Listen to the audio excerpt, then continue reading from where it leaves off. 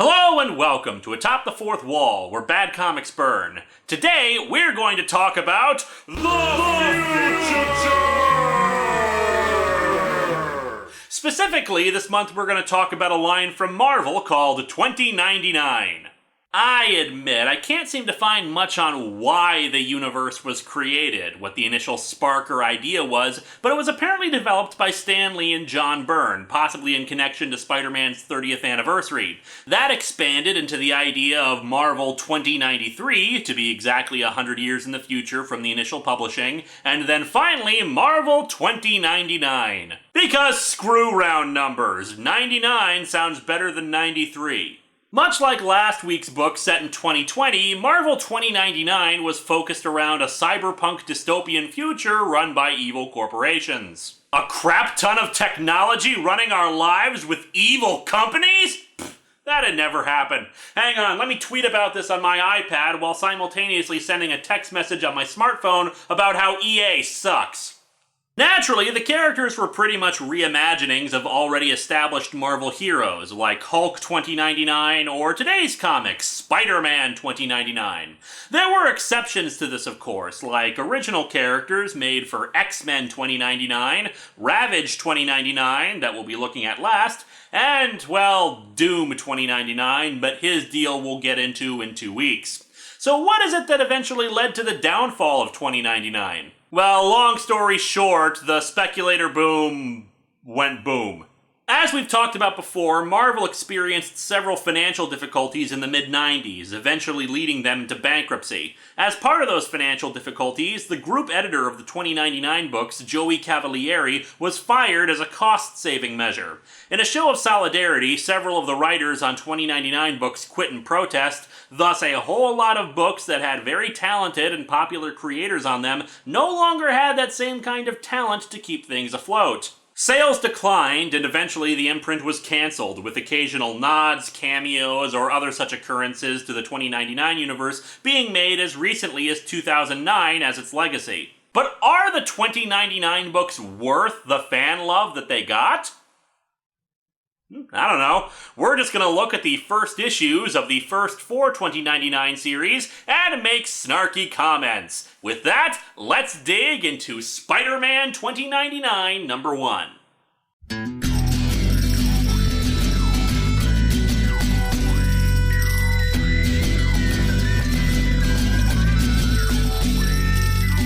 Welcome to Atop the Fourth Wall, where bad comics burn. Linkara's gonna teach you all a lesson you won't learn. Brodsky, you're not the smartest. Life out, you're not an artist. Anyone who's had a bad comic published, it could be your turn. Linkara, he's a man punch, wears a party hat. Linkara, he has a magic gun. Where'd he purchase that? Linkara, coins, robots, Amazons and trucks. Linkara, this comic sucks. Linkara.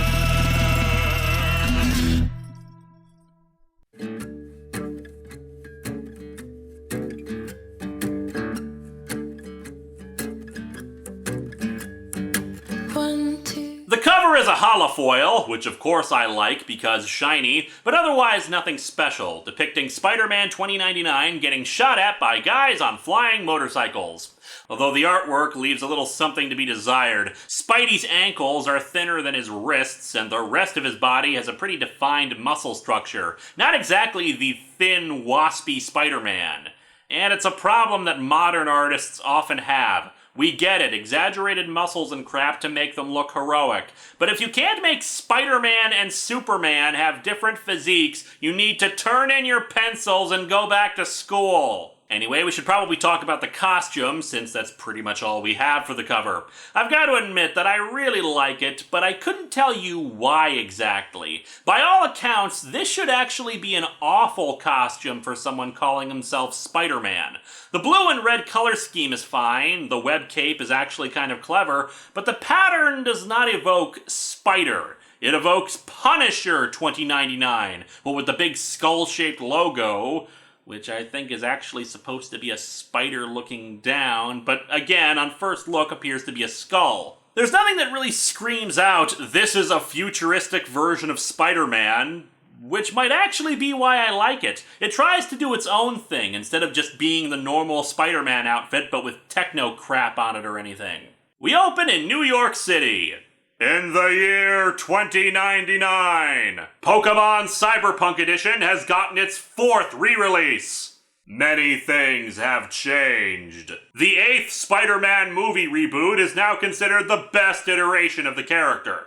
A group of teens in a flying car are going through the air, and some of them are worrying that their flying so high is a bad idea and they'll get caught. We're not gonna get caught. I mean, it's not like someone could just look out a window and report us. Actually, that's exactly what they could do. Why are we doing this? Hey, what the shock is that? It's always fun when we try to predict future slang words. Dude, this comic is totally raw-delicious! It totally sings, man! Wait, who the hell are you? Who am I? Isn't it obvious? I'm the 90s kid from 2099! The plot hole caused a temporal time thingy that caused me and him to switch places. Everything should right itself in a few weeks. Well, while you're here, can you tell me about the future? The future totally masks, man! Is that good? Is that bad? Oh, you know, the future is Kleenex, man! Totally Kleenex! I'm going to begin ignoring you now. Sewing machine! Anyway, what is it that's gotten these teens using such vulgar language like shock? Why, it's Spider-Man 2099 falling through the air. He's being chased by guys on orange flying motorcycles. Halt! As authorized representatives of the public eye, we're ordering you to halt! Well, seeing as he doesn't have a web line in this version, chances are he'll be coming to an abrupt halt in about 10 seconds when he hits the ground. I mean it, I actually have no idea how Spidey is moving around like this. We see he has rather visible claws on the ends of his fingers that allow him to cling to buildings like his namesake, but I have no idea how he's propelling himself around. Wikipedia says he has organic web shooters on the back of his wrists that allow him to swing around like the original, but none of these shots show them. How does he shot web? His pursuers spot him going between two buildings and try to corner him, but he easily evades their gunfire and suddenly goes into freefall. He's not killing himself, you idiot! Once he's dropped out of range, he'll break his fall with those webbed airfoils of his! Oh yeah, I mean that webbed cape thingy he has totally looks aerodynamic enough to do that. Of course! Don't you know anything about science? One of the motorcycle cops goes below him to try to hit him with his laser, but Spidey just drops onto him, slashing his face and causing the motorcycle to stall. Spidey yells to the crowd below to get out of the way and then saves the pilot, tossing him aside and making another run for it. The other cops try to follow, but lose him in the crowd of people. We cut to Babylon Towers. This is the story of the last of the Babylon Towers. The caption also informs us that Babylon Towers are a subsidiary of Alchemax, and also a division of Conhuge Industries. Our hero has arrived at his home in the towers in civilian garb. Good evening, Miguel. The time is 01:33 hours. Outdoor temperature is 54 degrees. Air is partly breathable. Partly breathable? So that future predicted in the air zone solution came true. I can't wait for Miguel to have to wear his mask and then not have to wear his mask and then have to wear it again. Forecast for the next 2 days is occasional cloudiness with a 50% chance of rain. 50%? That means maybe it'll rain, maybe it won't. Wow, nothing gets past you, Miguel. Hey, I heard the temperature tomorrow is a high of 60 degrees and a low of 45 degrees. That means the other temperatures are gonna be between those. Shocking, isn't it? Miguel's personal Hal, or whatever it is, turns out to be a hologram of a woman posing for a shampoo commercial for some reason. Your personal bio readings indicate accelerated heartbeat and pulse above the norm. You've been exerting yourself. In the future, no one's allowed to exert themselves or exercise. Miguel, you're ordered to report to the nearest fast food restaurant. A closer look at the hologram lady makes her look somewhat like Marilyn Monroe, but it's kind of hard to tell. The art style for the book is very similar to John Romita Jr., especially in some of the faces, but the penciler here is actually a guy named Rick Leonardi. The hologram, named Lila, says that Miguel has messages waiting for him, and we see the John Romita Jr. influence in this dude's face. Heavy inking, kind of squinty eyes in the close-up, but it doesn't really look bad, just kind of weird. Anyway, the hologram message is from a guy named Tyler Stone, who says to Miguel that he needs some kind of drug and that they can come to an arrangement. Miguel tells the hologram, who of course can't hear him because, it's a recording, where he can stuff his drugs and moves on to the next message. A guy named Gabe who wants Miguel to not be involved in some kind of corporate raiding program. Spider-Man, Spider-Man, friendly neighborhood Spider-Man. Can he swing from a thread? No, he can't. He's too busy performing corporate espionage. Does it rhyme? I don't care. This is the end of the joke now.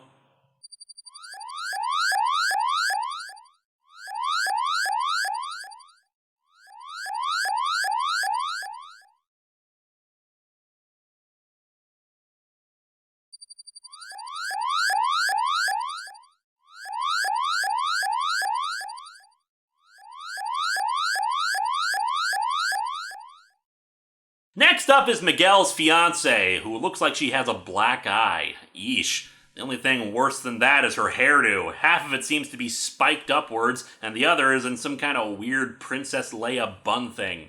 Anyway, her name is Dana, and she wants to know what's happened to him, especially since the last time she saw him, he was strung out on drugs. Miguel, with his face in his hands, tells Lila to dump all the messages, while Lila continues to look like she's dancing to music only she can hear. Miguel, if your fiancé can tolerate your sexy female hologram that poses all the time, it's a sign that it was meant to be. Get her on the phone, dude! Miguel, your present behavior is not within normal programming parameters. You only need to be mopey after one of your friends turns evil or a girlfriend dies. That's how the original Spider-Man dealt with things. You've diverted from your standard pattern of domestic arrival activities. You haven't touched World of Warcraft 2099 in days. You've made no entries in your personal journal for 5 days. My journal? My journal, huh? All right, Lila, journal mode then. Take this down. I was born in a house my father built. We flash back to the good Miguel O'Hara as he works on a science project in, good lord, this perspective. It honestly took me a minute to orient this and realize that this thing is a console. The bird's eye view makes it look either really close to the ground or lopsided. There are multiple levels to this place, but the colors, like the shaded pink of our hero and scientist guy, coupled with the oranges and reds, kinda hurts to look at. Also, they're looking down at this reactor thing, or whatever it is, but there are no safety railings. I guess in the future we cured people of tripping over things. Scientist guy is talking to Miguel, who's the project head of Project Science, or whatever this is. I don't care if you are one of the great hopes of Alchemax. I don't care if you were given the full university treatment and brought in to head this genetics program. I don't care if I loudly provide exposition about you. Basically, Miguel is a loose cannon or something, and he needs to respect scientist guy or else he'll blab to the higher-ups about some of the crap they've done. Aaron. Even you can't deny how well the work's been progressing. Soon, we'll have chocolate-covered sweet tarts. Think of the possibilities, man! We've achieved terrific success at altering the genetic structure of test animals. I've created squirrels with the power to breathe underwater. I'm fixing all of God's mistakes!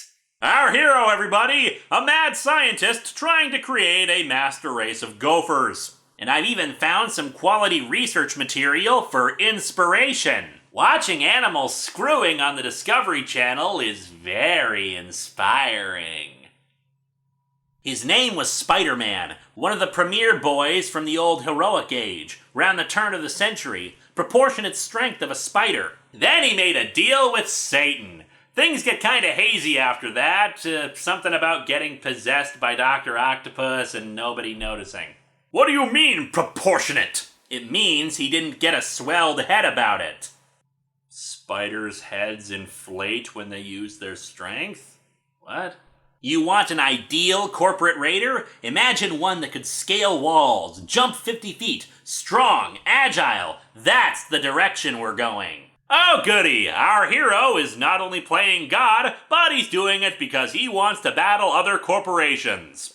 Their boss, Tyler Stone, arrives to inform them that Alchemax wants results. Alchemax can't want anything, Ty. It's a corporation, a legal thing. Only humans can have human desires. Whoa now, Miguel. Let's try not to bring logical sense into this. We wouldn't want a comic book to make more sense than the real world, would we?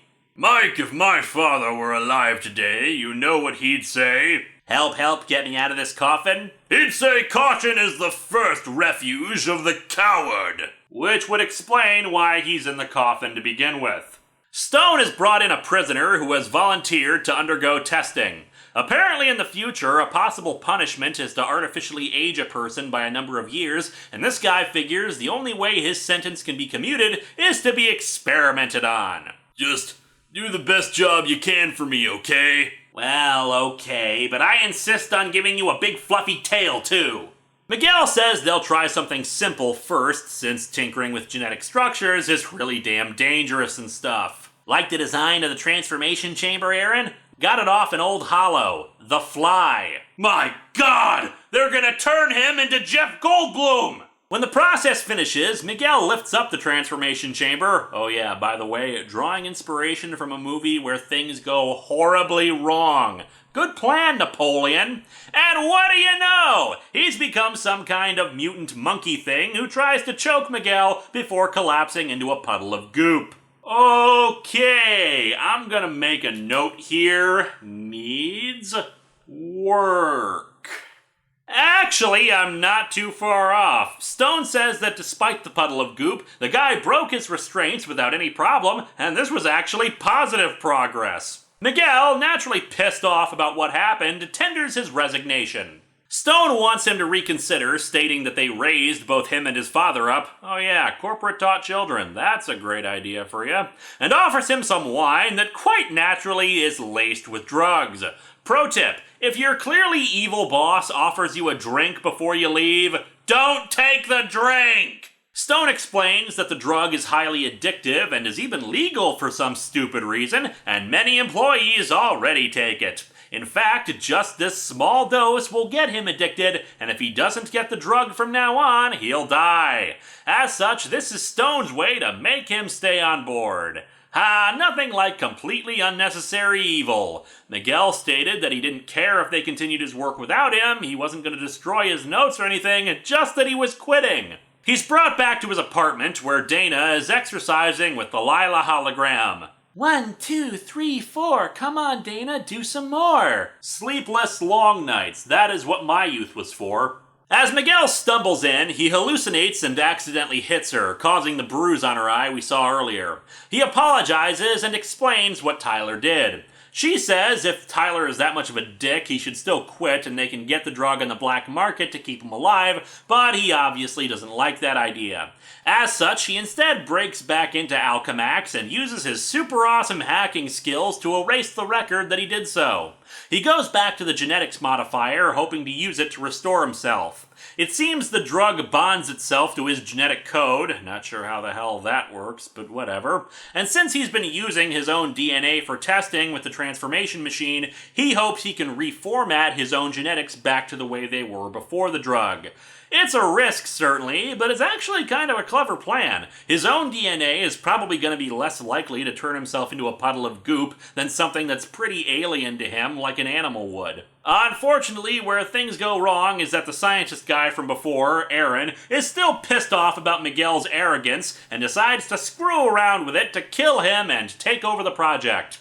Unfortunately, his tampering with the controls instead inserts the spider genetic template into it right into the middle of things and causes an overload, blowing up the test chamber, but Miguel is otherwise unharmed. Aaron tries to pretend that Miguel did this to himself and yells at him, but our comic ends with the revelation that Miguel has fangs, claws, and worst of all, young blood's disease! This comic is not all that bad. Its primary flaws are in the art department. Kinda sketchy figures, and the coloring leaves a lot to be desired.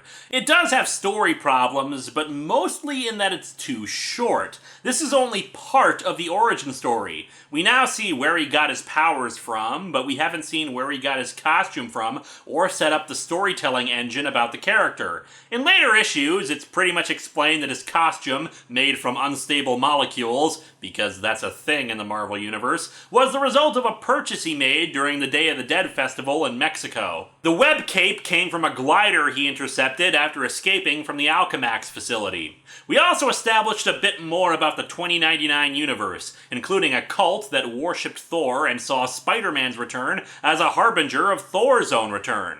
There are cyborgs running around and flying cars, and we see just how many people get screwed over by large corporations. I know, what a shock.